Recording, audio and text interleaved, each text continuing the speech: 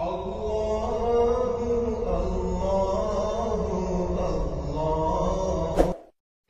الله الرحمن الرحيم. المصور 13 المصور అల్లాహ్ పవిత్ర నామాలైన అల్ ఖాలిక్, అల్ బారీ, అల్ ముసవ్విర్ దాదాపు ఒకే అర్థాన్నిస్తాయి. ఈ పేర్లు అల్లాహయే సృష్టికర్త, రూపకర్త, పలు విధాలైన సృష్టితాలకు సమగ్ర సంపూర్ణ ఆకృతిని ప్రసాదించేవాడని వర్ణిస్తున్నాయి.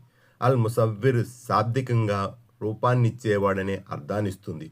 ఓ చిత్రకారుడు లేక శిల్పి ప్రకృతిలో అతను చూసిన వాటిని ప్రతిరూపాన్నిచ్చే ప్రయత్నం చేస్తాడు.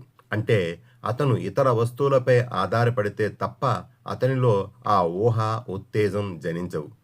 అవి ఉదయించే సూర్యుడైనా, అందమైన అబల అయినా, సాహసోపేతుడైన యుద్ధ వీరుడైనా కావచ్చు. వీటిపై అతను ఆధారపడక తప్పదు. కానీ అల్లాహ్ ఎవరిపైన ఆధారపడకుండానే అన్నిటినీ సృష్టించగలడు. ఈ ప్రపంచంలో కోటాను కోట్లు మనుషులున్నారు. అన్నిటిలో ఒకే పోలికలున్న ఇద్దరు పురుషులు లేక స్త్రీలు ఎక్కడా కానరారు మనకు. ప్రతి వారి మధ్య ఎక్కడో ఓ చోట ఏదో కొంత తేడా ఉంటుంది. ఆ తేడాతో సృష్టించడం కేవలం ఆ అల్లాహ్ అల్ ముసవ్విరికే సాధ్యం. ఇది అనితర సాధ్యమైన పని.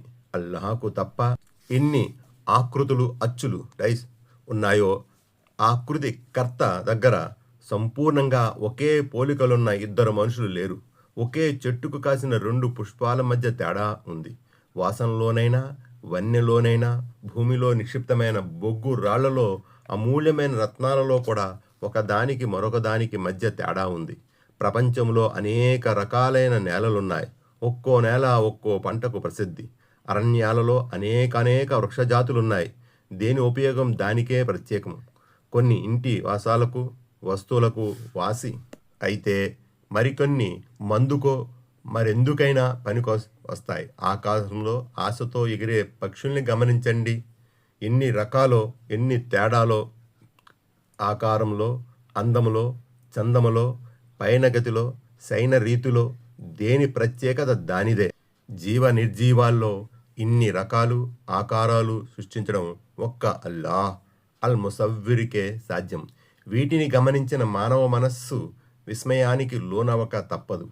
శూన్యంలో నుంచి జీవ నిర్జీవాలను సృజించి ఊపిరులూది జీవన క్రమాన్ని, కాలాన్ని నిర్ణయించిన ఆ అల్లాహయే అందరికీ ఆధారం. వాస్తవానికి మానవుడు ఈ సృష్టిని సంపూర్ణంగా ఉపయోగించుకోలేదు. అంతులేని భూమి పొరల్లో, అడవుల్లో ఏ అమూల్య సంపదలు దాగి ఉన్నాయో, అగాధమై జలనిధిలో ఏ నిధి నిక్షేపాలు నిక్షిప్తమై ఉన్నాయో మనిషికి తెలియదు. ఎంతో తెలుసుకున్నానని, అనుభవించానని మనిషి తలపోస్తున్నాడు. మనకు తెలియనంత మాత్రాన మరేదీ నిరుపయోగమైనది కాజాలదు. ఈ ప్రపంచంలో కోటాను కోట్ల స్త్రీ పురుషులున్నారు. పరస్పరం పోలికలున్న ప్రతి వారి మధ్య ఎంతో కొంత తేడా ఉంది. ఆలోచించే వారికి ఇందులో అల్లాహ్ అల్ ముసవ్విర్ అద్భుత సృష్టి కనిపిస్తుంది.